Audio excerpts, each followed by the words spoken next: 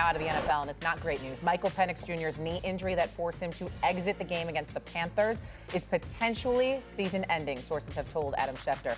Penix will be seeking a second opinion, but it is not encouraging. Kirk Cousins is set to take over as the starter in his absence. Your reaction, Dan Orlovsky? Yeah, this is brutal for Atlanta. Number one, they're coming off 5 straight losses. 2, they went all in this year. They traded their first-round pick of next year to the Rams to go back into the first round and drafted James Pierce. So, there was this commitment to, let's go. We're young, we're talented, we're all in. And if the news are at least what it seems to be trending, this is a big deal because you're losing your starting quarterback. This was the worry of Michael Penix coming out of school. I think he had done it 2 times to his knee injury, if not 3. And now this would be 2 quarterbacks, at least in the organization, that kind of have some, limitation with health because Kirk coming off of the Achilles, right, and now Penix. So this is a tough loss for a team that a month ago seemed to be on this trend. Well, not only that, Kirk Cousins, let's be real and keep it a buck. That brother has issues with productivity, not just his health, okay? I mean, not a lot of faith in Kirk Cousins these days. That's number one. Penix, as you just finished educating me, they line him up in the shotgun because putting him behind center, it's compromising to his knees. So when you have a problem lining up behind center just because of your knee injuries, that's a very fragile position to be in when you're a quarterback for an NFL team. He's only completes 60% of his passes, 9 touchdowns and 3 interceptions in nine games as a starter. That's incredibly anemic. And Atlanta, and I feel sorry for my man Bijan Robinson. What a stud. This brother is just spectacular. Every time he touches the ball, something good happens. Bijan Robinson is absolutely positively special. Yeah. It's a damn shame that they're having these quarterback woes, but it is what it is. Cam, you want to jump in really quick on this? I know you're there in Atlanta. Yeah, because I think when you do dump as much attention on a win right now situation and it doesn't shape out, Raheem Morris is an individual that probably was a good fit at the time, but now it's in question, right?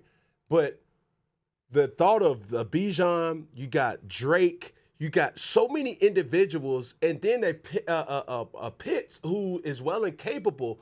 You have the bones of a great offense, but it's just been questionable with the quarterback play. That's right. Everything that you want in an offense, young, explosive, you have those.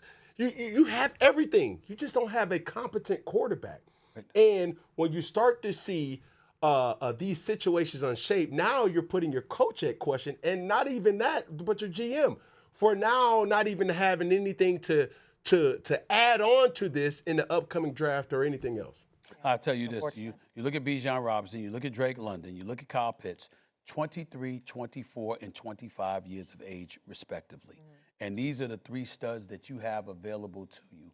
And seasons are wasting away because you can't get productivity from the quarterback position. That is a problem. And management and the coach is going to have to fix it because you don't waste away those brothers. The way they can play, and as young as they are, you do not want to mess with this. You got to get them some help. Well, they paid Kirk Cousins a lot of money, so now he's going to step in and try figure this thing out for Atlanta without Michael Penix Jr. You like that? Looks you like that? Going forward. Let's go to Buffalo now. Just when you thought the Buffalo Bills were going to be an afterthought in the NFL, they turned it around and proved us all wrong and said that they are still a threat in the AFC, defeating the Buccaneers 44-32 behind Josh Allen's 6 touchdowns. The Bills put up a season high in points. They're now 7-3, but are still looking up at the Patriots in the AFC East standings. Stephen A., what did Josh Allen and Buffalo prove to you yesterday? That they are still a bona fide threat as long as Josh Allen is behind center, because he's just a stud. He's just a special talent. There is no way around it. And somehow, some way, you know that you're a star when you just seem to be somebody that responds to whatever the moment calls for. You know, you need a touchdown, fine. You need a field goal, fine. You need to move the chains, fine. You need to protect the football and don't turn it over, even though Josh Allen has been struggling with that as of late, fine. All of those things come into play, and you got to pay attention to it and look at it for what it is. But I watched this brother yesterday. Yes, he only completed 63% of his passes with 317 yards, the second highest total of the season, 3 touchdowns, 2 interceptions, no sacks, ran the ball 6 times for 40 yards. Whatever he needed to do, having a total 6 total touchdowns are the most in an NFL game this season. Whatever Josh Allen needed to do, he was letting you know that he's going to do it. And it sent the message that you need from a star quarterback being paid over $350 million. $350 million, okay? When you got that going on, when you're making that kind of money, okay, what you want to see is a dude that says, fine. If I got to carry y'all on my damn back, I will. That's what you saw from Josh Allen yesterday, because Tampa Bay didn't look bad. It's just that Josh Allen turned it on. Cam? 6 touchdowns, impressive. Going on top of me for the record books, extremely impressive. But I'm going to tell you like this. Did they prove anything to me yesterday? Nope. Because I would have looked at it a little different if they would have went into Tampa Bay and had that same type of production or that same type of result. But they didn't. What we knew going into this game and what we knew coming from this game is still the same thing. The Buffalo Bills, while they're in Buffalo, is probably the most dominant team in all of football. But you take Buffalo outside of Buffalo, the issue. So to prove to me or anything else, it's like, yes, do we expect Josh Allen to play like this? It's Josh Allen, for Christ's sake. He's a game changer. He is capable of putting the whole team on his back. Hence to why Brandon Beane and Coach Sean McDermott did not go into, any type of bag and say, no, we don't need no help. We just need our players to play better. One of those players being Josh Allen. He is who we think he is. But take him outside of Buffalo. That's my biggest question, and that's what everybody knows to be true. Yeah, I think there's 3 quarterbacks yesterday that put the team on their back in the league in yesterday's games. Number 1 was Bryce Young. Number 2 was Jordan Love. And 3rd was Josh Allen. And it started terribly. I agree completely with Cam. Mm-hmm. If this team is at home, and I know it feels like a long shot right now because where New England sits and where the Colts are, but if they can find a way to get the 1 seed, they can find their way to Santa Clara. There's no question about it. This is probably as good a home field advantage as anybody in the NFL. I think they score like a touchdown more at home than they do on the road. I have massive concerns about their football team if they have to go on the road. Gashed. That's the thing that stands out with me in their defense. Gashed. They just get gashed in the run game. Gashed in the run game. Gashed in the run game. I don't know if there's a quarterback that can do what he did though, Cam.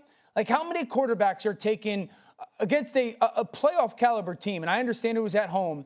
But taking somewhat role players, relatively unknown guys, and putting up 6 touchdowns.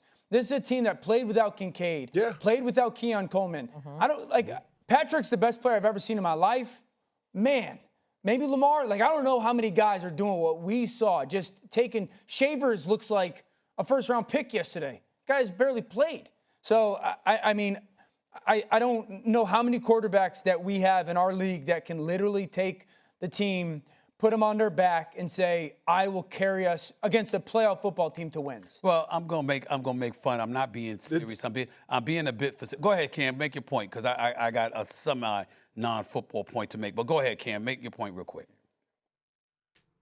I think that's the point of being a game changer. You elevate everybody around you to a higher level. You are the common denominator. As a game changer, and while we do not have a lot, and I'm not going to be the one that's going to just, he's this or he's that. Man, listen, a game changer is literally saying, as long as we got him on our team, he makes us better. Josh Allen is one of those individuals that we look at in this game today and say, as long as we got him, we're good. Subpar receivers, we're good because 17's there. Hey, we can't stop the run. We can't stop nobody. It's okay. We're good. Everybody else can show flashes of that, but the reality of a game changer on your team elevates the level of play, and it is the common denominator when things are mushy, when things are at question.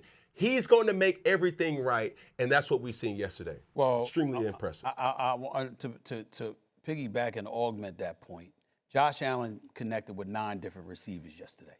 All right, Cook, Tyson, Shavers, all of these cats. The one thing that we have to point out is that he also had to do that because Kincaid was out with his injury and Keon Coleman was out as well. So I want to give them props because you showed it, you put them on your back and you find a way to get it done. So we got to throw that out.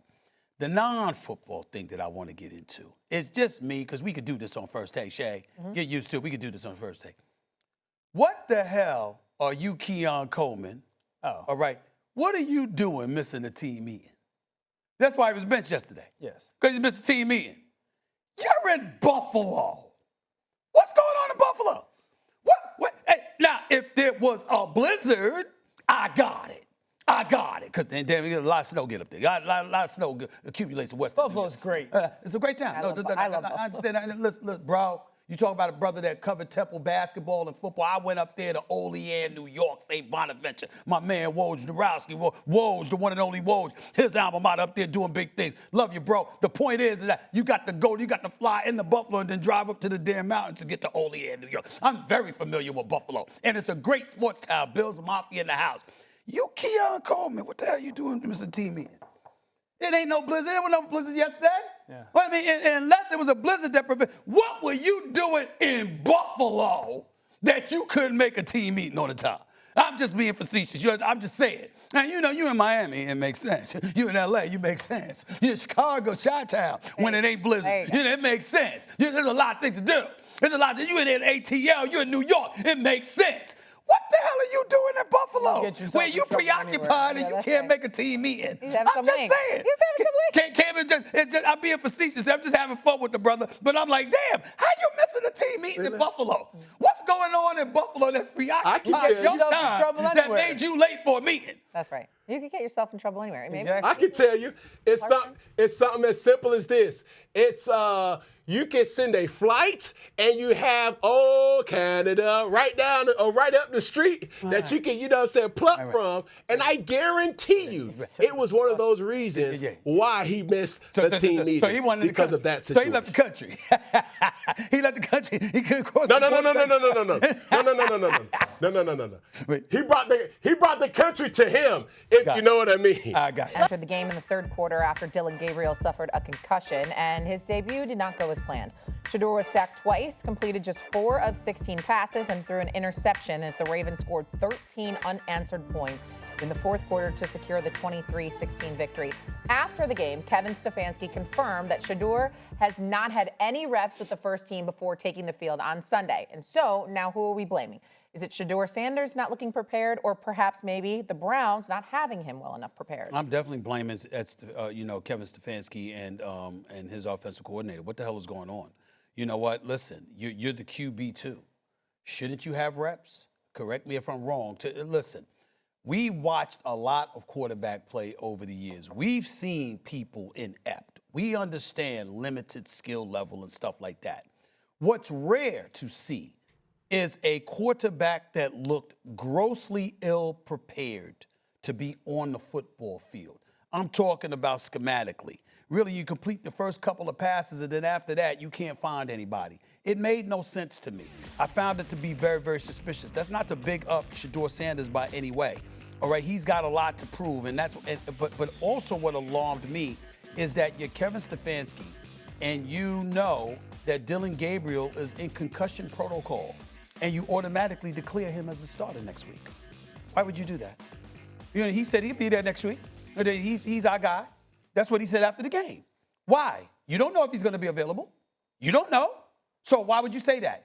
It just seemed very eerily suspicious to me. I didn't like what I saw. Yeah, let me talk about some of the reps that I've seen just constantly get talked about really since this is going on, and Cam can speak to it as well. I was a backup for 99% of my career. I would go weeks upon months without getting reps with the starters. I would just take QB2? Yeah. Okay. Now, maybe a little bit more as I got older and I was into 10, 12 years, even less reps. When I was younger, and this is a little bit unique situation because Dillon is the starter. He's also a rookie, so I'm sure the Browns are trying to get him as much reps as possible. Do I find it odd that Shedeur hasn't had a single snap with the starters? Not one? Yes. I think Wyatt Teller had said coming out of halftime, it was the first time that the starting offensive line had heard Shedeur's cadence. I think that's odd, yes. But the fact that he hasn't, this reps thing has become this massive conversation. It's more common than not for the backup to not get any reps with the starting group than it is for them to get 4 or 5 reps at practice. And so I don't think that's like this outrageous thing.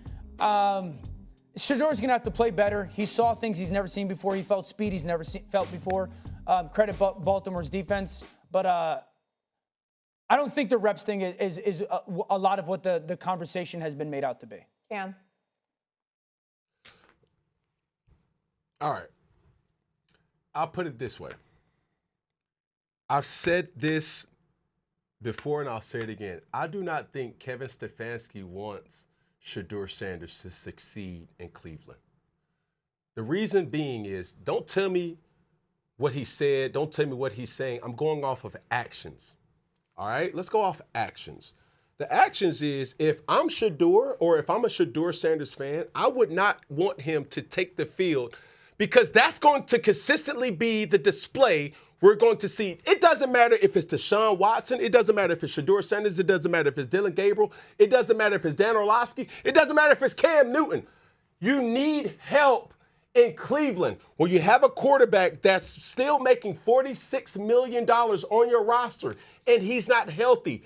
That impacts the talent that's around him. They are not a good team. Right. But this is the thing that really irks me the most, is because he doesn't get any reps.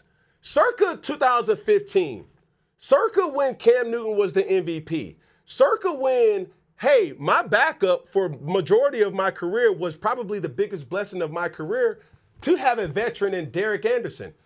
Ron Rivera still knew we're one play away, kid, from you not being available. We would have anywhere from 6 to 12 reps in every single practice that allowed Derek to still have an ability to say, hey, if it goes, how it goes. Now, granted, some will say, well, Cam, you played the position any different. Well, what is that to say about Brock Purdy? Well, what is that to say about any other quarterback that's here? You plan for the what-ifs in this league. You don't know if you're going to have your quarterback. What about Joe Burrow? So for him to not have any reps, for him to have this to be his first time that he's taking first-team reps where individuals don't even know your snap count or your cadence, that is like, yo, bro, what are we doing here?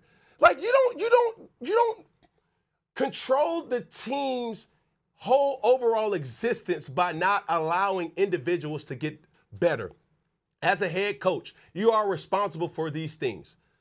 You are responsible for how your team operates and executes, and you also are responsible for each player's development. If you're not developing players, no matter if it's a starter, a free agent, or a second-round player or third-round player, you're not doing your job. Kevin Stefanski, bro, that's unacceptable, and I'm going to tell you that on national TV. That's a finable offense for so many other reasons because, like, what are we doing? You're not developing the guys right, and you're putting all your eggs in Dylan Gabriel? Come on, dog. Last word, Dan. Go ahead. Yeah, I'm with Cam. I think it's odd. The only thing is, I don't think Kevin Stefanski's got this ulterior motive of not wanting to see Shedeur have success. He might have gone about this differently and probably should have given him more reps, but it would be odd to me that Kevin Stefanski would have this ulterior motive for Shedeur not to do well. I'm questioning that now only because he's a coach of the year, Tom Coach of the Year. Yeah. He knows what he's doing on the NFL level. I find it odd that this kind of mistake is being made with Shedeur Sanders.